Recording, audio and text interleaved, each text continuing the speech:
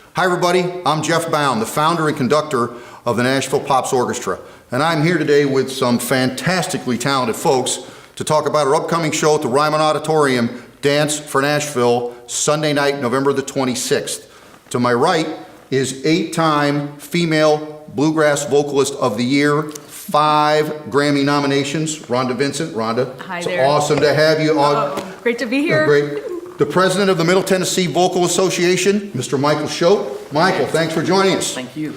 And someone who needs no introduction, Grammy Award winner, Mr. Lee Greenwood. Thank you, Lee. Thank you. Great to be here too. Rhonda, let's start with you. So what can Rhonda Vincent and the Rage tell folks with Nashville Pops, Rhonda Vincent and the Rage, tell us. Well, I travel with this world-class band. They're all at Yes. the very top of their game, amazing musicians.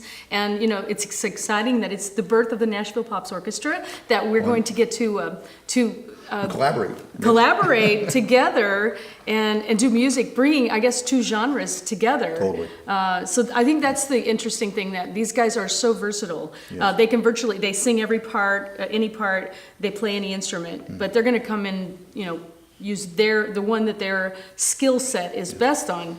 They're going to merge with the Nashville Pops Orchestra, and it's going to be really interesting to see how this works, because, you know, they are all of these amazing musicians, Yes. and there's an excitement in that, and they can't wait. We're Now, really looking forward to it. Most folks know that your violin player, Hunter Berry, 6-time fiddle player of the year. It's going to be great. He is an award-winning fiddle player. He's kind of the wild card, I'm going to warn you, because we never know what he's going to do. That's a good thing. We never know what's going to happen. So I'm on that team. Okay. Look out for Hunter Berry. All right. So Lee Greenwood's going to close out our show with God Bless the USA. And Lee is singing that with full orchestra and a 250-voice choir. Those choir members are coming from the Middle Tennessee Vocal Association. And the president of the Middle Tennessee Vocal Association, Mr. Michael Choate, is with us. Michael, tell us, what's the selection process and how is that going to happen?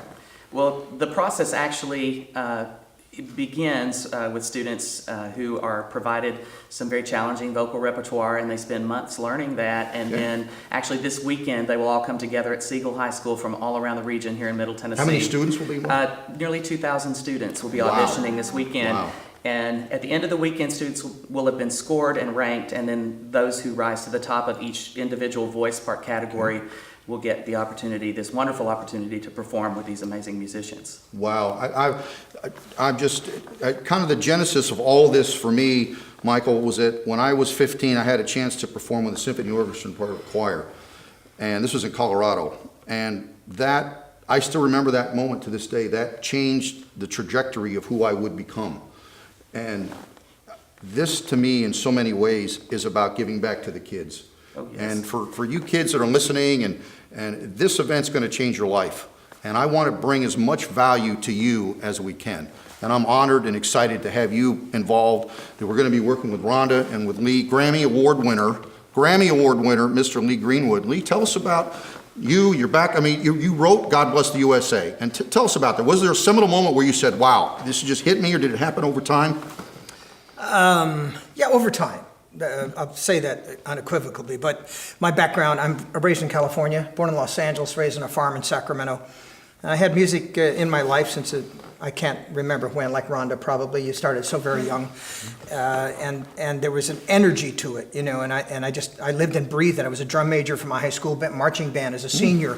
I played and opened Disneyland in 1955 playing the baritone saxophone in the Keystone Carps Quartet while my folks were building hotels around Disneyland. Wow. So I had a little bit of everything. My mother was a jazz player, played piano. My father actually played the saxophone, and both of those instruments do I play.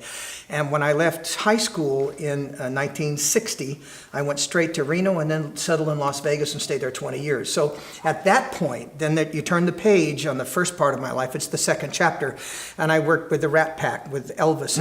I was out opening for Bill Medley at the Flamingo while Elvis was in the main room. And we had the three of us on the same, but I was a nobody at the time. I mean, I had no hits and no records, and so I was just a struggling entertainer. So I decided to deal cards. So I dealt in the casinos for 5 years. I played piano bar at the that's Tropicana. Love it. Oh. When I met Dottie West for the first time, and Snuff Garrett and Steve Warner, and I met Kenny Rogers playing background stand-up bass for the Kirby Stone 4 at the Thunderbird Hotel in 1961. So when I start meeting all these people, it just feeds me. It feeds me all of this energy, but it still took me 20 years to get to the place where I would finally have success in Nashville. And then 3 years later, after a numerous amount of hits on radio, I have 17 number ones, was the writing of God Bless USA in the back of my bus one year. And yes, I had this desire to do this. My dad served in the Navy, I'll tell you that, and I did not serve in the Navy, nor did neither one of my sons in the military. But I had this empathy for people who did serve, because I played those USO shows, and we've done 30 USO tours, and you get that feeling that you want to do something for them. And I just wanted to unite the country. But who knew that God Bless the USA, or Proud to be an American, if you want to call it that, because we have a children's illustrated book called Proud to be an American, which is the lyrics of my song. It just sort of unites the country, and it always has. I mean, you look at the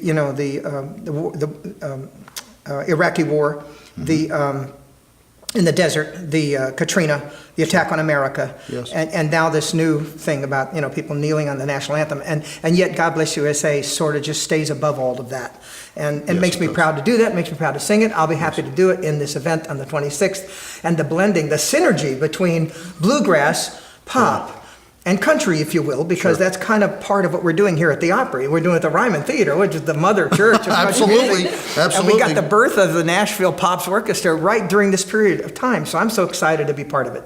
Guys, I'm just so thrilled. I'm excited. I also want to make an announcement. This was just approved. We have a guest conductor coming in, George Calandrelli. I want to just briefly mention just a few of the artists that George Calandrelli has orchestrated for.